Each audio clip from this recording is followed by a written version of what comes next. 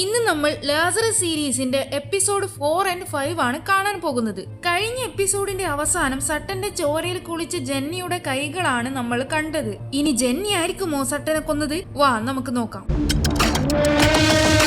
എപ്പിസോഡിന്റെ സ്റ്റാർട്ടിങ്ങിൽ ജോയൽ ജെന്നിയോട് നീ എന്തുകൊണ്ട് അന്ന് ബില്ലിയെ കിസ് ചെയ്തത് എന്നോട് പറഞ്ഞില്ല എന്ന് ചോദിക്കും. അപ്പോൾ ജെന്ന ചെറുതായിട്ടൊന്ന് പരിഭ്രമിച്ചു കൊണ്ട് എനിക്കൊന്നും ഓർമ്മയില്ല, അന്ന് ഞാൻ നന്നായിട്ട് മദ്യപിച്ചിട്ടുണ്ടായിരുന്നു, മദ്യലഹരിയിൽ ഞാൻ ബില്ലിയെ കിസ് ചെയ്തിട്ടുണ്ടായിരുന്നു, അത് സട്ടൻ കാണുകയുണ്ടായി.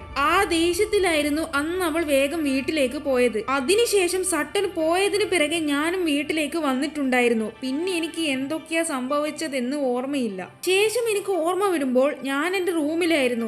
ആ സമയം ഞാൻ നീ സട്ടനെ വിളിച്ച് കരയുന്ന സൗണ്ട് ആയിരുന്നു കേട്ടത്. ഞാൻ ചെന്ന് നോക്കുമ്പോൾ സട്ടന്റെ റൂം മുഴുവനും ചോരയായിരുന്നു. അത് കണ്ട് ഞാൻ പാനിക്കായി. ആരെങ്കിലും ഹെൽപ്പ് കിട്ടുമോ എന്ന് നോക്കാൻ വേണ്ടിയിട്ട് ഞാൻ പുറത്തേക്ക് പോയി. എന്നാൽ ആരും തന്നെ അവിടെ ഉണ്ടായിരുന്നില്ല.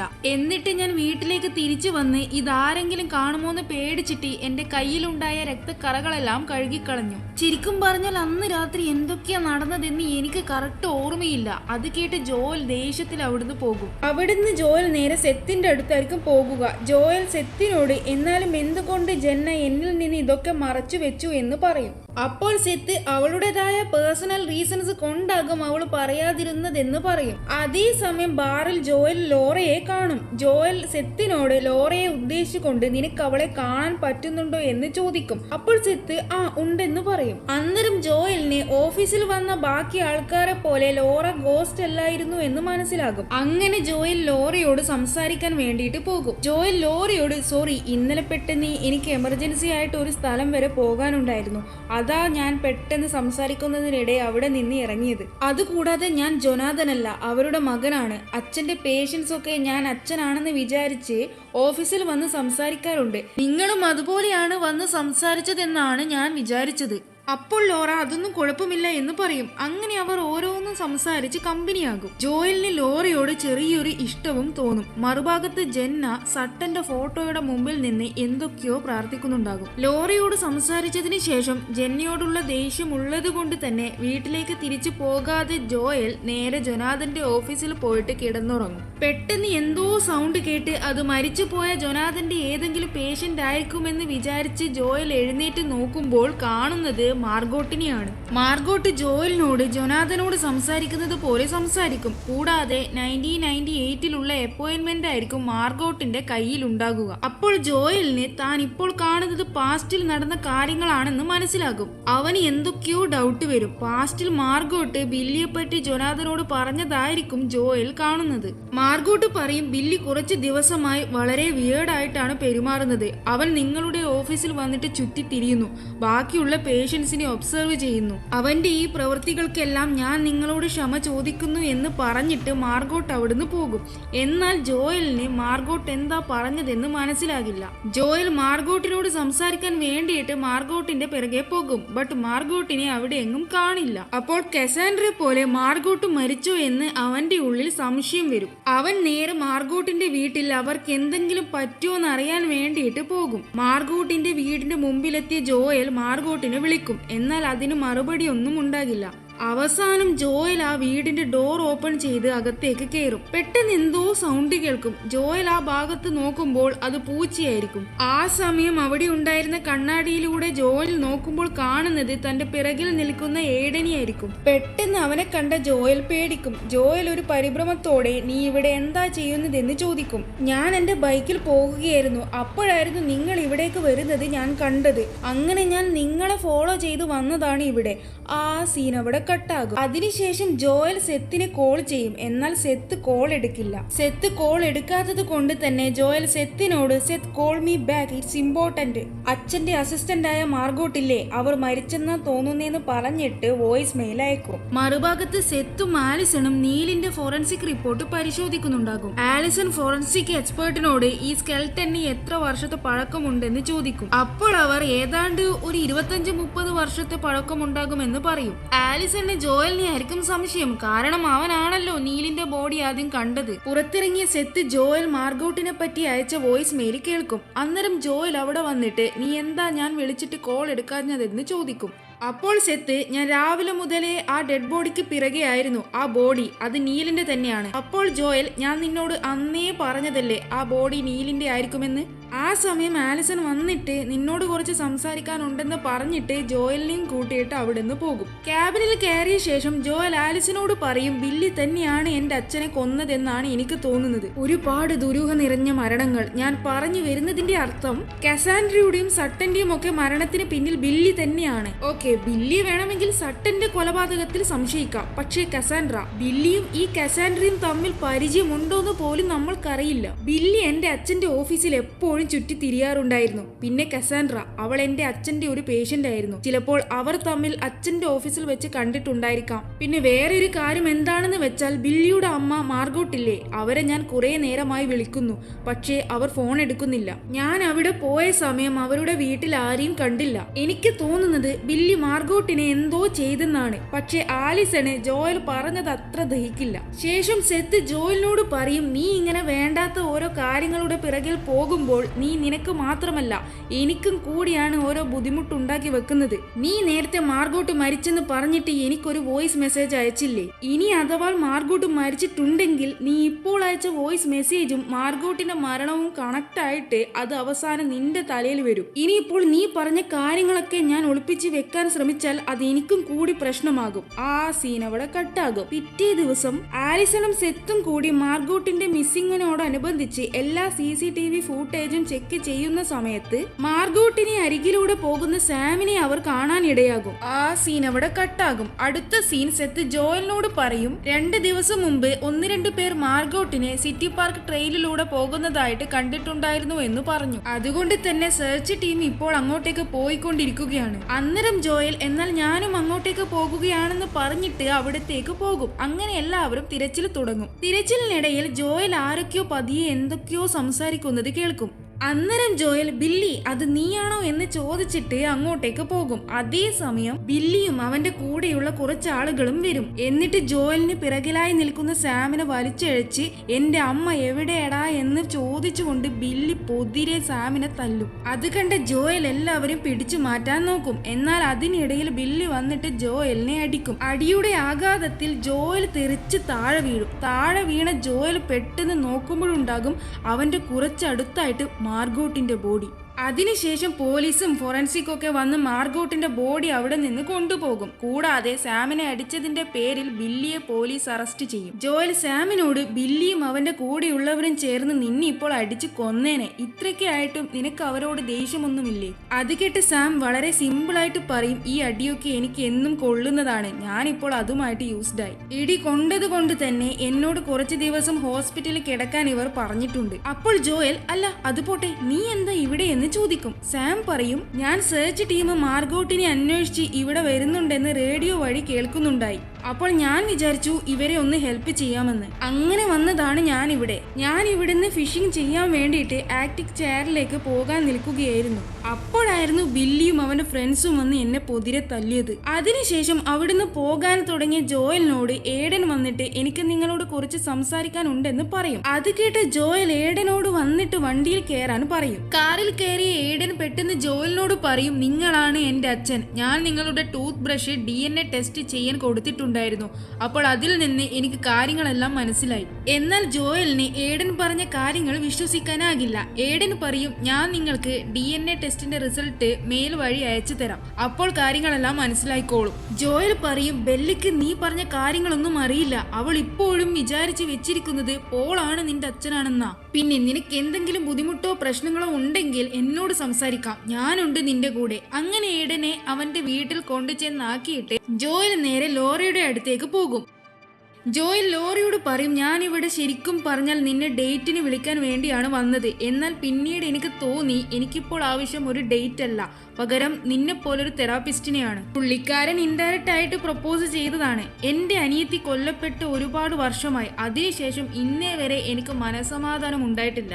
എനിക്ക് നിന്റെ നമ്പർ ഒന്ന് തരാമോ? അങ്ങനെ ലോറ ജോയലിന് അവളുടെ നമ്പർ കൊടുക്കും. നമ്പർ വാങ്ങി ജോയൽ അവിടെ നിന്ന് ഇറങ്ങാൻ നോക്കുമ്പോൾ സെത്ത് വിളിച്ചിട്ട് ജോയലിനോട് സ്റ്റേഷനിൽ വരാൻ പറയും. സ്റ്റേഷനിൽ എത്തിയ ജോയലിനോട് ആലിസൺ പറയും മാർഗോട്ടിനെ സിക്കിൾ പോലത്തെ എന്തോ ഉപയോഗിച്ചാണ് കൊന്നത്. ജോയൽ പറയും എനിക്കെന്തോ ബില്ലിയാണ് ഇതിന്റെ പിറകിലെന്ന് ഉറപ്പാണ്. കാരണം എന്റെ അച്ഛൻ മരിച്ച സമയത്ത് അവൻ ഈ നാട്ടിൽ ഉണ്ടായിരുന്നില്ല. ആലിസൺ പറയും നീ പറഞ്ഞത് ശരിയാണ്. നിന്റെ അച്ഛൻ മരിക്കുന്ന സമയത്ത് ബില്ലി റീഹാബിലിറ്റേഷൻ സെന്ററിലാണ് ഉണ്ടായത്. ബില്ലിക്ക് ഡ്രഗ് അഡിക്ഷൻ ഉണ്ട്. ശരിക്കും ഡ്രഗ് അടിച്ച് മാറ്റാൻ വേണ്ടിയിട്ടാണ് ബില്ലി ജൊനാഥന്റെ ഓഫീസിന്റെ പരിസരത്തൊക്കെ ചുറ്റിത്തിരിഞ്ഞത്. നീ എങ്ങനെയാണ് മാർഗോട്ടിന്റെ മരണം പ്രെഡിക്റ്റ് ചെയ്തത്? ജോയൽ പറയും ഞാനാണ് മാർഗോട്ടിനെ കൊന്നതെന്നല്ലേ സംശയിക്കുന്നത്? ഒരു കാര്യം ചെയ്യ്, നിങ്ങൾ എന്റെ DNA സാമ്പിൾ എടുത്തോ. എന്തായാലും ഞാനല്ല മാർഗോട്ടിനെ കൊന്നത്. എനിക്കറിയാം നീയല്ല ആ മരണത്തിന് പിന്നിലെന്ന്. കാരണം കുറച്ച് ദിവസമായിട്ടേ ഞാൻ നിന്നെ ഫോളോ ചെയ്യുകയായിരുന്നു. പക്ഷേ അതിന്റെ മീനിങ് ഞാൻ നിന്നെ മുഴുവനായിട്ട് വിശ്വസിച്ചു എന്നല്ല. നീ ഇപ്പോഴും സംശയത്തിന്റെ നിഴലിൽ തന്നെയാണ്. ആ സീൻ അവിടെ കട്ടാകും. അടുത്ത സീനിൽ സെത്ത് ജോയലിനോട് ഒരു പേപ്പർ കാണിച്ചുകൊണ്ട് പറയും ഇത് നിന്റെ അച്ഛൻ 20 വർഷം മുമ്പ് ബില്ലിയെ റീഹാബിലിറ്റേഷൻ സെന്ററിലേക്ക് അയക്കാൻ വേണ്ടി എഴുതിയ ലെറ്ററാണ്. ഡ്രഗ് അഡിക്ഷൻ ഉള്ളത് കൊണ്ട് തന്നെ. അതിനുശേഷം ജോയൽ ആ ലെറ്റർ എടുത്ത് ജെന്നിക്ക് കാണിച്ചു കൊടുത്തിട്ട് അതിൽ പറഞ്ഞ കാര്യങ്ങൾ പറഞ്ഞു കൊടുക്കും. അപ്പോൾ അതൊക്കെ കേട്ടിട്ട് ഒന്നും മനസ്സിലാകാതെ ജെന്ന നീ ഇതൊക്കെ എന്തിനാ എന്റെ അടുത്ത് പറയുന്നത് എന്ന് ചോദിക്കും. അപ്പോൾ ജോയൽ അന്ന് നീ നൈറ്റ് പാർട്ടിക്കിടയിൽ ബില്ലിയെ അറിയാതെ കിസ് ചെയ്തിട്ടുണ്ടായിരുന്നില്ലേ? സട്ടനെ ഹേർട്ടാക്കാൻ വേണ്ടി നിന്നെ കിസ് ചെയ്യാൻ ബില്ലി നിന്റെ ഡ്രിങ്കിൽ ഡ്രഗ് മിക്സ് ചെയ്തിട്ടുണ്ടായിരുന്നു. ആ ഡ്രഗ് നീ കുടിച്ചത് കൊണ്ടാണ് അന്ന് നടന്ന കാര്യങ്ങളെല്ലാം നിനക്ക് ശരിക്കും ഓർമ്മയില്ലാത്തത്. ജോയൽ പറഞ്ഞത് കേട്ടപ്പോൾ ജെന്നയ്ക്കും കാര്യങ്ങൾ പിടികിട്ടും. സട്ടന്റെ മരണത്തിന് കാരണം താനാണോ എന്ന് ജെന്നയ്ക്ക് നല്ല പേടിയുണ്ടായിരുന്നു. അതുകൊണ്ടാണ് സട്ടനോട് സോറി പറയാൻ വേണ്ടിയിട്ട് ഡോൾമെൻ വെച്ചിട്ട് സട്ടന്റെ ആത്മാവിനെ അവൾ വിളിച്ചു വരുത്താൻ നോക്കിയത്. അതോടുകൂടി ജെന്നിയും ജോയലും തമ്മിലുള്ള പിണക്കം മാറും. അന്നേ ദിവസം രാത്രി 2 പേരും ജോയലും ജെന്നിയും സട്ടനും കൂടെയുള്ള അവരുടെ ടീനേജ് ടൈമിൽ എടുത്ത പഴയ വീഡിയോ കാണുന്നുണ്ടാകും. അന്നേരം ജോയൽ അവിടെ സാമിന് സട്ടൻ ചെറുതായിരുന്ന സമയത്ത് കൊടുത്തെന്ന് പറയുന്ന സ്റ്റഫ്ഡ് ഡോഗ് ആ വീഡിയോയിൽ കാണും. അതായത് സട്ടൻ ചെറുതായിരുന്ന സമയത്ത് അവളുടെ ഡോഗിനെ കാണാതായപ്പോൾ സാം അതിനെ കണ്ടുപിടിച്ച് കൊടുത്തെന്നും അതിന് പകരമായിട്ട് സട്ടൻ ആ സ്റ്റഫ്ഡ് ഡോഗ് ഗിഫ്റ്റായിട്ട് കൊടുത്തെന്നും സാം ജോയലിനോട് പറഞ്ഞിട്ടുണ്ടായിരുന്നല്ലോ. എന്നാൽ ടീനേജ് ടൈമിൽ റെക്കോർഡ് ചെയ്ത ആ വീഡിയോയിൽ സട്ടൻ ഗിഫ്റ്റായിട്ട് കൊടുത്തെന്ന് സാം പറഞ്ഞ അതേ സ്റ്റഫ്ഡ് ഡോഗ് ജോയൽ ആ വീഡിയോയിൽ കാണും. എല്ലാം കൂടി ആലോചിച്ച് നോക്കിയ ജോയലിന് സട്ടൻ സാമിനെ അങ്ങനെ ഒരു ഗിഫ്റ്റ് കൊടുത്തിട്ടില്ല എന്നും അവിടെയുണ്ടായ ആ സ്റ്റഫ്ഡ് ഡോഗ് സാം സട്ടൻ കാണാതെ മോഷ്ടിച്ചതാണെന്നും സാം തന്നോട് കള്ളം പറഞ്ഞതാണെന്നും മനസ്സിലാകും. ഇവിടെ വെച്ച് എപ്പിസോഡ് 4 കഴിയും. എപ്പിസോഡ് 5ന്റെ സ്റ്റാർട്ടിങ്ങിൽ ഏഡൻ സട്ടന്റെ ടോം സ്റ്റോണിന്റെ അടുത്ത് പോകുന്നതാണ് കാണിക്കുന്നത്. അതേസമയം ഒരു ഹുഡി ധരിച്ച ഒരാൾ അവന് പിറകിലായിട്ട് നിൽക്കുന്നുണ്ടാകും. എന്നാൽ അതാരാണെന്ന് കാണിക്കുന്നില്ല. മറുഭാഗത്ത് ജോയൽ സട്ടന്റെ സ്റ്റഫ്ഡ് ഡോഗും എടുത്ത് ജെന്നിയോട് സാം ഇപ്പോൾ ഹോസ്പിറ്റലിലായിരിക്കും ഉണ്ടാകുക, പെട്ടെന്ന് തന്നെ എനിക്ക് അവനോട് ഇതിനെപ്പറ്റി ചോദിക്കണം പറഞ്ഞ് ജോയൽ അവിടെ നിന്ന് ഇറങ്ങാൻ പോകും. അപ്പോൾ ജെന്ന നീ മണ്ടത്തരമൊന്നും കാണിക്കാതെ ആദ്യം നീ കാര്യങ്ങളൊക്കെ പോലീസിനോട് വിളിച്ച് പറയാൻ നോക്ക്. അല്ലാതെ നീ അതിനു മുമ്പ് സാമിനോട് പോയിട്ട് ചോദിക്കാൻ നിന്ന് കഴിഞ്ഞാൽ അവൻ പോലീസുകാർ തന്നെ പിടിക്കുമെന്ന് വിചാരിച്ച് ചിലപ്പോൾ എവിടെയെങ്കിലും പോയി ഒളിച്ചിരിക്കാൻ ചാൻസ് ഉണ്ട്. അങ്ങനെ അവർ അപ്പോൾ തന്നെ സെത്തിനെ വിളിച്ചിട്ട് നടന്ന കാര്യങ്ങളെല്ലാം വിശദീകരിക്കും. കാര്യങ്ങളെല്ലാം കേട്ട സെത്ത് ഒരു കോൺസ്റ്റബിളിനെയും കൂട്ടിയിട്ട് സാം കിടക്കുന്ന ആ ഹോസ്പിറ്റലിലേക്ക് പോകും. എന്നാൽ സാം അവിടെ ഉണ്ടാകില്ല. ശേഷം സെത്ത് സാം മിസ്സായ കാര്യം ജോയലിനോട് പറയും. അത് കേട്ട് ജോയൽ നിങ്ങൾ എന്തായി കാണിച്ചുകൊണ്ടിരിക്കുന്നേ, വേഗം സാമിന്റെ വീട്ടിൽ പോയിട്ട് അവനെ പിടിക്കാൻ നോക്കെന്ന് പറയും. അത് കേട്ട് ആലിസൺ അറസ്റ്റ് വാറന്റ് ഇല്ലാതെ ഞങ്ങൾക്ക് ആരുടെയും വീട്ടിൽ കയറി ചെല്ലാൻ പറ്റില്ല എന്ന് പറയും. ജോയൽ പറയും എനിക്ക് നല്ല ഉറപ്പാണ് കസാൻഡ്രയും ഹാരിയെയും മാർഗോട്ടിനെയും സട്ടനെയും ഒക്കെ കൊന്നത് അവൻ തന്നെയാണ്. അപ്പോൾ ആലിസൺ വെയിറ്റ് ഈ ഹാരി ആരാ എന്ന് ചോദിക്കും. അന്നേരം ജോയൽ ഹാരി തന്റെ അച്ഛൻ ജൊനാഥന്റെ പേഷ്യന്റ് ആയിരുന്നു എന്നും അവനിപ്പോൾ ജീവിച്ചിരിപ്പില്ല എന്നും അങ്ങനെ എല്ലാ കാര്യങ്ങളും പറയും. അപ്പോൾ ആലിസൺ പറയും സാം ആണ് ഈ അജ്ഞാത കൊലപാതകങ്ങൾക്ക് പിന്നിലെന്ന് തെളിയിക്കാൻ വേണ്ടത്ര സ്ട്രോങ് എവിഡൻസ് നമ്മളുടെ കയ്യിൽ തൽക്കാലമില്ല. പിന്നെ നീ നേരത്തെ പറഞ്ഞ ആ സ്റ്റഫ്ഡ് ഡോഗിനെ വെച്ച് കാര്യങ്ങൾ ചോദിച്ചാൽ അങ്ങനെ ഒരു സാധനത്തിനെ ഞാൻ ഇതുവരെ കണ്ടിട്ടില്ല എന്ന് അവൻ പറഞ്ഞാൽ പിന്നെ നമ്മൾക്ക് വേറെ വഴിയില്ല. ഒരു കാര്യം ചെയ്യ്, അവന്റെ DNA എടുത്തിട്ട് ടെസ്റ്റ് ചെയ്യാൻ നോക്ക്. അപ്പോൾ നമ്മളുടെ സംശയങ്ങളുടെ എല്ലാം ഉത്തരം കിട്ടും. അതേസമയം സാമിനെ അറസ്റ്റ് ചെയ്യാനുള്ള വാറന്റ് മെസ്സേജ് വഴി ആലിസന് കിട്ടും. അങ്ങനെ അവർ ഒട്ടും വൈകാതെ സാമിന്റെ വീട്ടിലേക്ക് പോകും. എന്നാൽ ആ വീട്ടിൽ സാം ഉണ്ടാകില്ല. പകരം സട്ടന്റെ ഫോട്ടോസും അങ്ങനെ കുറെ സാധനങ്ങൾ അവർ കാണും. സാമിനെ കിട്ടാത്തതിന്റെ ദേഷ്യത്തിൽ ജോയൽ നേരെ ജൊനാഥന്റെ ഓഫീസിലേക്ക് പോകും. ഓഫീസിലെത്തിയ ജോയൽ നോക്കുമ്പോൾ ആരോ പെട്ടെന്ന് ഡോറ് തുറന്ന് വരുന്നത് കാണും. അപ്പോൾ അത് വേറെ ആരുമല്ല, പാസ്റ്റിലെ ജോയൽ ആയിരിക്കും. പാസ്റ്റിലെ ജോയൽ പ്രസന്റിലെ ജോയലിനോട് ജൊനാഥനോട് സംസാരിച്ചിരുന്നത് പോലെ സംസാരിക്കും.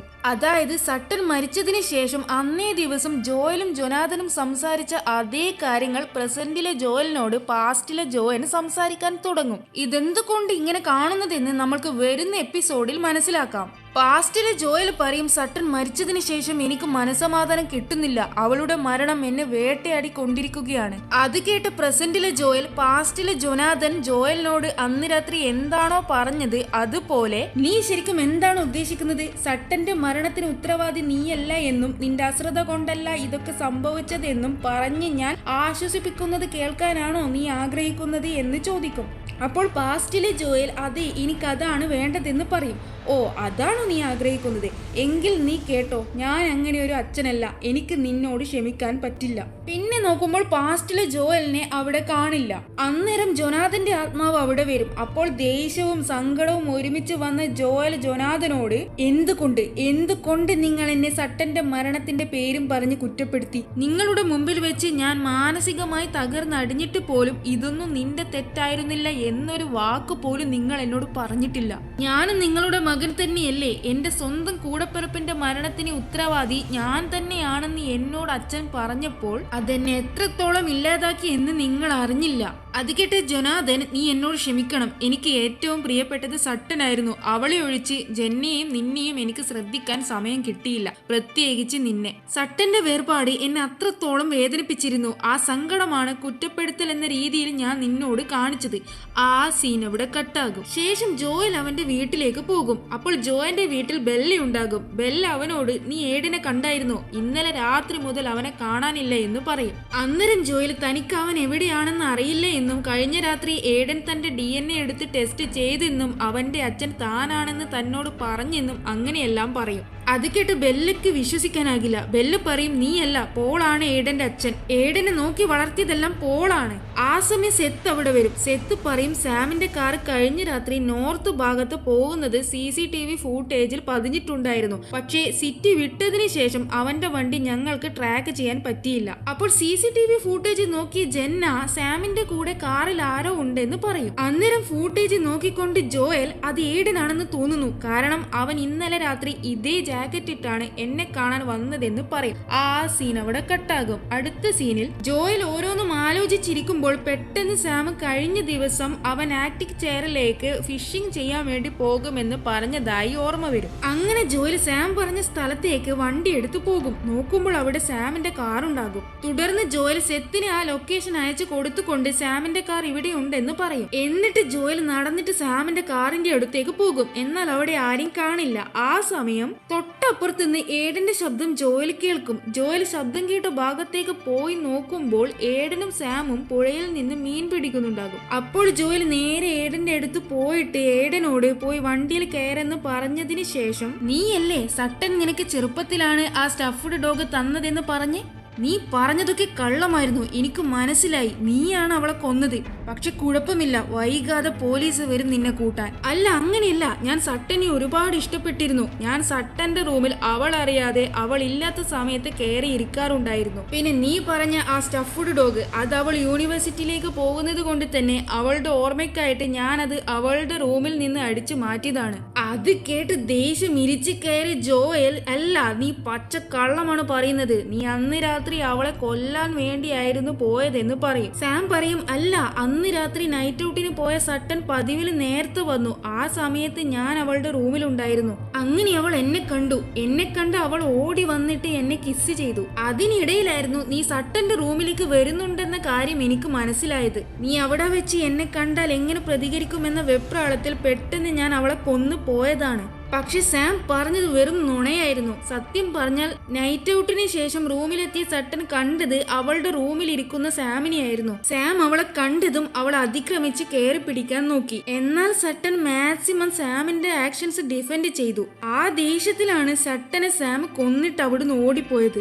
അതിനുശേഷം ഇവിടെ പ്രസന്റിൽ സാം ജോയലിനോട് നടന്ന കാര്യങ്ങൾ സംസാരിക്കുന്നതിനിടയിൽ മെല്ലെ ഒരു കല്ലെടുത്ത് കൊണ്ട് ജോയലിന്റെ മുഖത്തടിക്കും. എന്നിട്ട് പാതി ബോധം പോയ ജോയലിനെ സാം പിടിച്ചു വലിച്ച് ഇഴച്ചുകൊണ്ട് ആ പുഴയിലേക്ക് കൊണ്ടുപോയി മുക്കിക്കൊല്ലാൻ നോക്കും. അത് കണ്ട് ഏഡൻ ഓടി വന്ന് സാമിനെ പിടിച്ചു മാറ്റാൻ നോക്കും. അതേസമയം താൻ കാലാകാലങ്ങളായി തേടിക്കൊണ്ടിരിക്കുന്ന അജ്ഞാത കൊലപാതകയെ കയ്യിൽ കിട്ടിയ ദേഷ്യത്തിൽ ജോയൽ സാമിനെ വെറുപ്പോടും വാശിയോടും കൂടി പുഴയിൽ മുക്കിക്കൊല്ലാൻ നോക്കും. അപ്പോഴേക്കും സെത്തും ആലിസണുമൊക്കെ ആ ലൊക്കേഷനിൽ എത്തിയിട്ടുണ്ടാകും. അവര് വന്നെന്ന് മനസ്സിലാക്കിയ ജോയൽ സാമിനെ പുഴയിൽ നിന്ന് വലിച്ചിഴച്ചു കൊണ്ടുവന്ന് അവരുടെ മുമ്പിൽ ഇട്ടുകൊടുക്കും.